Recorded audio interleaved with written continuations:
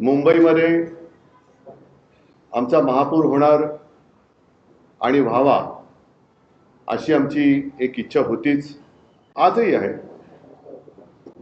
तो आकडा आम्ही आज तरी काही गाठू शकलेलो नाही, पण ह्या सर्व त्यांच्या खेळाला उत्तर देऊन जे काही निकाल लागले, जे काही यश शिवशक्तीने मिळवलेले आहे, त्या निकालाने सत्ताधारी पक्षाला तर घाम फोडला आहे नक्कीच.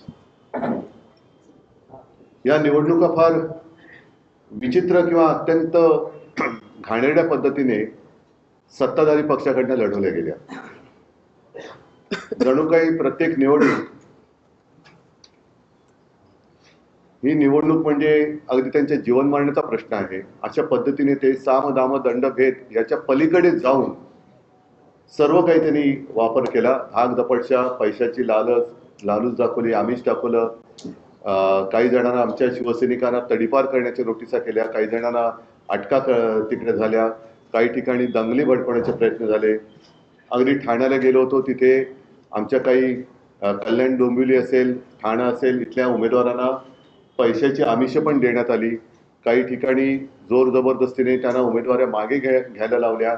आणि या सगळ्या गुंडागर्दीला न डरता ज्या ज्या उमेदवारांनी ही लढत दिली आणि ज्या ज्या मतदारांनी निर्भयपणाने मतदान केलं, हे सगळेजण खरोखर लोकशाहीचे रक्षक आहेत. मुंबईमध्ये आमचा महापौर होणार आणि व्हावा अशी आमची एक इच्छा होतीच, आजही आहे.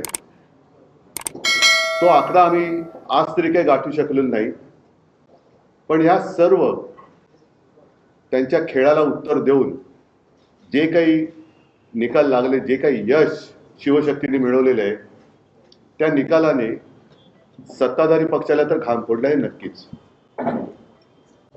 कारण त्यांनी एक्झिट पोलचे आकडे असतील किंवा आणखीन काही गोष्टी असतील, या सर्व म्हणजे एकही प्रयत्न त्यांनी असा सोडला नाही की जिथे शिवसेना नामोहरम होईल. एका गणिताचं काय उत्तर मला मिळालेलं नाही. अगदी विधानसभेला सुद्धा किंवा लोकसभेला असेल, माझ्या नक्की लक्षात नाही, मोदीजींची सभा झाली होती शिवतीर्थावर, खुर्च्या रिकाम्या होत्या. विधानसभेला असेल, याही वेळेला आमची सभा झाली, मी आणि राज पहिल्या प्रथम शिवाजी पार्कला एकत्रित आलो. एकत्रित तर यापूर्वी सुद्धा होतो, शिवसेना प्रमुख होते तेव्हा, पण एका व्यासपीठावरनं आम्ही भाषण केली, आदित्यने पण केलं. आपण सगळेजण साक्ष आहात शिवाजी पार्क कसं फुलून गेलं होतं.